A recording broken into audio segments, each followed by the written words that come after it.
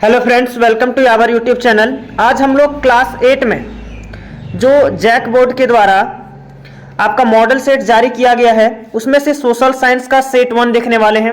अभी फिलहाल एक एक सेट ही जारी किया गया है, जिसमें से पहला सेट हम लोग सोशल साइंस का देखने वाले हैं। और अगर आप ये सेट पूरा मॉडल सेट करके जाते हैं तो आप 50 में से 50 नंबर आराम से ला सकते हैं।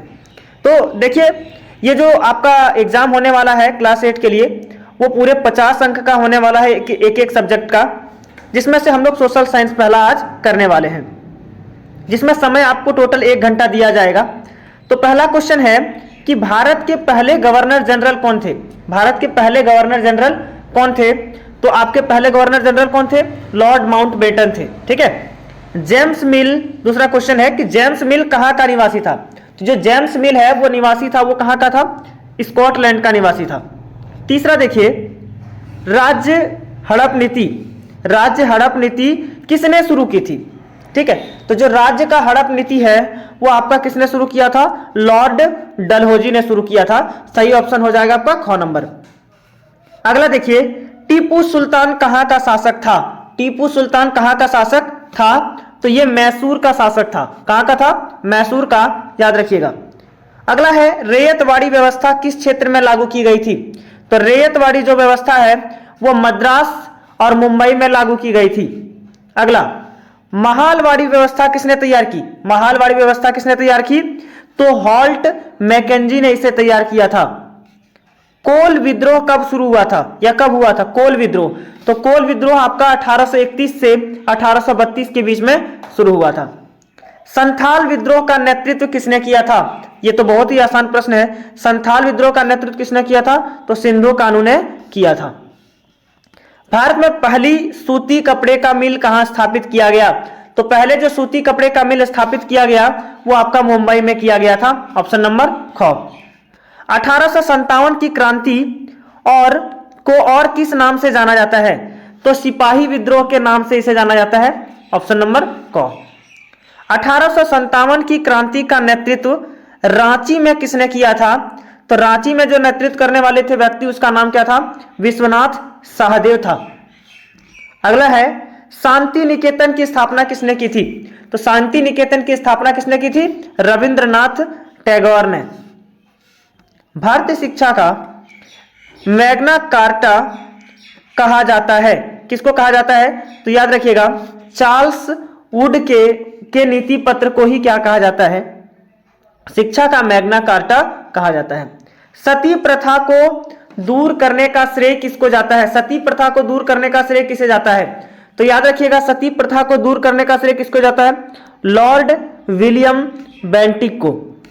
हिंदू विधवा पूर्ण विवाह अधिनियम किस वर्ष लागू हुआ? हिंदू विधवा का जो पूर्ण विवाह है विधवा लोग का, वो कब पारित किया गया था? 1856 में किया गया था। अगला प्रश्न है, आर्य समाज की स्थापना किसने की थी? आर्य समाज की स्थापना किसने की थी? तो दयानंद सरस्वती ने किया था। निम्न में से कौन पारसी समाज के अग्रणी समाज सुधारक थे? तो जो पारसी के थे अग्रणी समाज सुधारक, वो आपके कौन थे? दादा भाई नौरोजी थे। दादा भाई नौरोजी। बंगाल विभाजन के समय भारत का गवर्नर जनरल कौन था? बंगाल विभाजन के समय यहाँ का गवर्नर जनरल भारत का कौन था? तो लॉर्ड कर्जन थे। कौन थे? Lord Curzon. करो या मरो का नारा किसने दिया? बहुत आसान है, महात्मा गांधी ने। किसने दिया था? महात्मा गांधी ने। 1928 ईस्वी में ओलंपिक में हॉकी का स्वर्ण पदक जीतने वाली भारतीय टीम के कप्तान कौन रहे हैं? तो मेजर ध्यानचंद्र थे। मेजर ध्यानचंद्र, ये हॉकी से संबंधित है। विश्व का सबसे बड़ा लिखित संविधान किस देश का है? बिल्कुल सही, एकदम भारत का है। पूरा विश्व का सबसे बड़ा लिखित संविधान है किसी का, तो वो किसका है? भारत का है। संविधान द्वारा प्रदत्त मौलिक अधिकारों की संख्या कितनी है? तो मौलिक अधिकार हमारे पास कितने हैं? 6 हैं। भारत एक संप्रभु राष्ट्र कब बना? बहुत आसान है, 15 अगस्त 1947 को भारत एक संपूर्ण राष्ट्र बना था।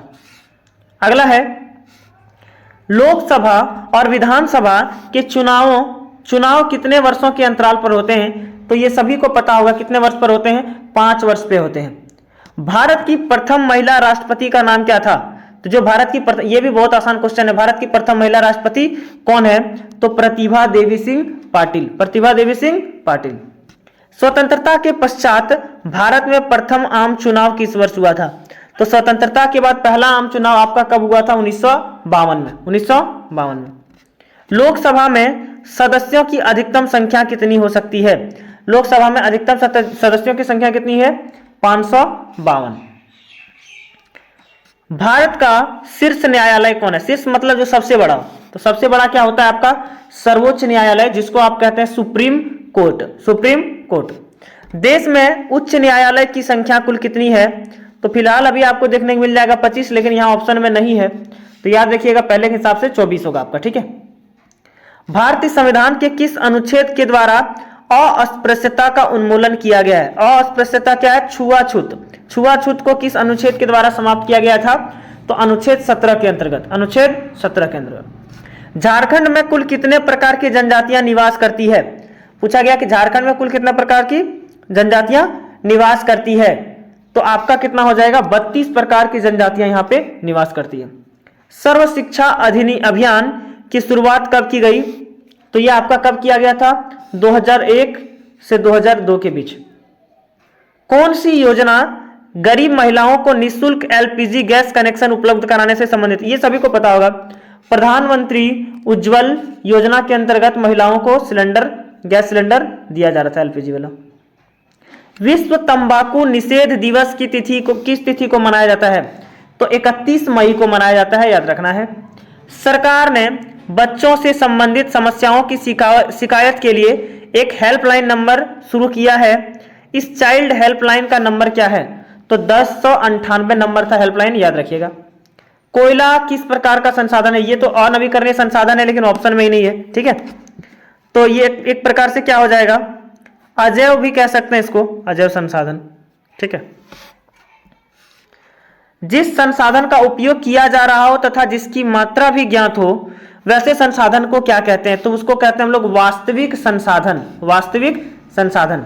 निम्न में से कौन नवीकरणीय संसाधन है? तो जल आपका क्या है? नवीकरणीय संसाधन है। झारखंड में स्थित एकमात्र राष्ट्रीय उद्यान बेतला नेशनल पार्क किस जिले में है? तो ये जो नेशनल पार्क है ये आपका कहाँ है? लातेहार में है। कहाँ है? लातेहार में। निम्न में से कौन मृदा संरक्षण का एक उपाय नहीं है? तो कौन नहीं होगा? वनोन्मूलन जो है वो मृदा संरक्षण का एक उपाय नहीं है। झारखंड में कुल भूमि का कितना प्रतिशत वनांचित है? मतलब कितने प्रतिशत में वन है, ये आपसे पूछा गया है। तो कितने प्रतिशत में वन होगा? ये आपका हो जाएगा 29% में। आणविक ऊर्जा के उत्पादन के लिए निम्न में से किसका उपयोग किया जाता है? जब भी आणविक ऊर्जा का बात आएगा तो क्या हो जाएगा आपका? यूरेनियम हो जाएगा। भारत में कोयला उत्खनन सर्वप्रथम कहां किया गया था? तो रानीगंज में सबसे पहले कोयला का उत्खनन किया गया था, याद रखना। अगला है, निम्न में से कौन सुनहरा रेशा के नाम से जाना जाता है? तो इसमें सभी ऑप्शंस आपके क्या हैं? गलत हैं, याद रखिएगा। जूट को सुनहरा रेशा कहा जाता है, जूट को, याद रख लीजिएगा, इसको लिख लीजिएगा कॉपी में। उत्तर पूर्वी भारत में स्थानांतरित कृषि को किस नाम से जाना जाता है? स्थानांतरित मतलब जो एक जगह छोड़ के दूसरे जगह खेती हो, उसको हम लोग क्या बोलते हैं? झूम खेती। क्या बोलते हैं? झूम खेती। चीनी उद्योग का कच्चा माल क्या है? किस कच्चे माल से चीनी का उत्पादन होता है? तो सभी को पता होगा ये गन्ने से उत्पादित किया जाता है। किससे? गन्ने से।